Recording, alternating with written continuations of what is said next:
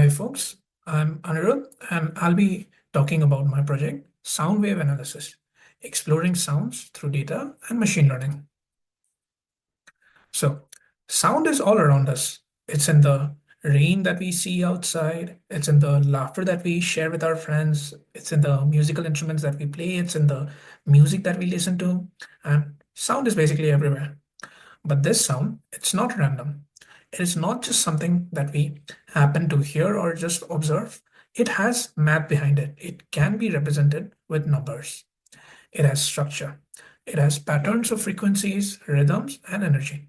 So, the goal of this project was to explore these patterns in our sounds using various data analysis and machine learning techniques. By turning our sounds into numbers and then applying machine learning models, what this project aimed to do was uncover various hidden structures that may be present in the audio world.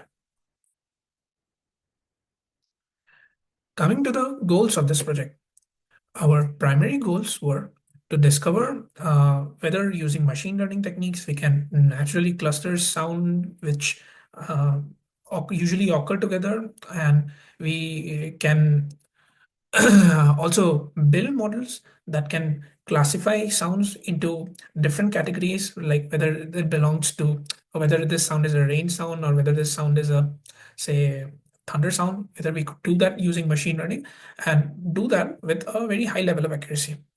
So here that leads to our research questions, which are, can different sounds be grouped even without labels? And how accurately can machine learning models classify sounds based on the extracted audio features? Now, who would benefit from a project like this? Turns out a lot of people. This project can be used by developers who are building something like sound recognition apps, or even scientists who work on auditory pattern research, and even audio engineers for tasks like sound tagging and classification. Now, coming to the data that we used for our project. So there's this website called Freesound, which has like millions of different audios of like almost infinitely many categories, and you are free to download any audio from there. So we use their API, the Freesound API, to collect around 15,000 audio samples. And our audio samples were collected for a very wide variety of categories. We had 20 different categories, and they covered a wide range of different categories like rain, footsteps, piano sounds, bird sounds, dog barks, cat meow, thunder sounds, laughter sounds, and whatnot. So, as you can see, our data is initially audio files that we download through the Freesound API, and they are stored based on their categories into different folders. And you can see they are of like varying length and varying bitrate, channels, audio sample rate. And so what we do is this data initially, it's just audio files, right? Our machines, they can't really work with audio files directly. Our machines, they work with numbers. So we need to convert this data in a format which is like a numerical format which can be interpreted by our machine, and so that it can learn from it. So what we do is, first we convert our MP3 files to WAV format for a higher quality. And as you saw, the audios are like of varying duration and sampling rates. So we initially standardize all our audio clips to maintain consistency. We standardize it to have a duration of 5 seconds each, and all of them have sampling rates of 1600 hertz, and all of them are converted to mono channel. And using those audio files, we apply a little bit of sound processing software libraries, and with a little bit of tinkering, we can extract a variety of sound features from those, like MFCCs, chroma, spectral contrast, zero crossing rate, and more. As you can see, this is what our data would look like. We extract variety of numerical features from our audio files, and they are represented in this format. We have the category, and then the actual file from which it was extracted, and the corresponding numerical features. Each row in this represents one sound file. So this is where the fun begins. Now our data is ready for like to be applied to machine learning models. We can start applying different machine learning models on our data, and we actually apply a wide range of machine learning models, including both unsupervised and supervised learning models. So in unsupervised models, what happens is we basically just give the data to our model, just the numerical data, and ask it, hey, can you find any interesting patterns in this, or any meaningful insights from this, or any meaningful associations? We do not explicitly give any other information, only just the data, and then ask it to find any sort of meaningful patterns from it. But in supervised learning, what we do is we provide the data and then also the actual label category of that data. Say, for example, we give a audio file feature of a sound belonging to, say, a cat category. So what we expect the machine to do is, okay, see, learn that, okay, when I had these features, this sound belongs to a cat category. So that in the future, when it is presented with a new unseen sound, it can categorize, okay, I realize, okay, listening to this, I mean, using this sound features, we can see, okay, then this should belong to cat. It can be used to predict in the future whether a particular data record belongs to a particular category or not. So I won't really go into too much details about the machine learning models that we implemented, the nitty-gritty details about them, and like the uh, full detailed explanation about the results that we uncovered.